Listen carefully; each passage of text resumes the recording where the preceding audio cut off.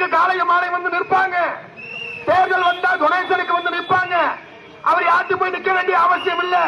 அப்படிப்பட்டவர் ஏன் நிற்க வேண்டும்? அவருக்கு ஒரு தேவைன்னா சட்டமன்ற உறுப்பினர், நாடாளுமன்ற உறுப்பினர், அமைச்சர், முதலமைச்சர்கிட்ட நேரா பேச முடியும், எதிர்கட்சி தலைவர்கிட்ட பேச முடியும், எல்லோருக்கும் நிதி கொடுக்கிறாரு. அவர் ஏன் வரணும்?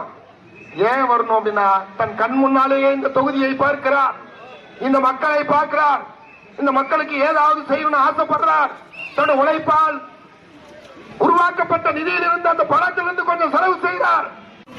ஒரு வல்லமை மிக்க ஒரு நிறுவனமாக வளர்ந்து பல்லாயிரக்கணக்கான கோடி ரூபாய் சம்பாதித்து முறையாக வரி செலுத்தி சம்பாதித்திருக்க ஒருவர் அரசை ஏமாற்றாமல், வரி கொடாமல் இல்லாமல் வரியை கொடுத்து அவர் நம்முடைய உழைப்பை கொடுத்து உருவாக்கி இருக்கக்கூடிய அந்த வாய்ப்பை தன்னுடைய மக்களுக்காக நன்றி கடன் செலுத்துவதற்காக இன்றைக்கு மீண்டும் ஒரு முறை எனக்கு வாய்ப்பு தாருங்கள் என்று களத்துக்கு வந்திருக்கிறார்.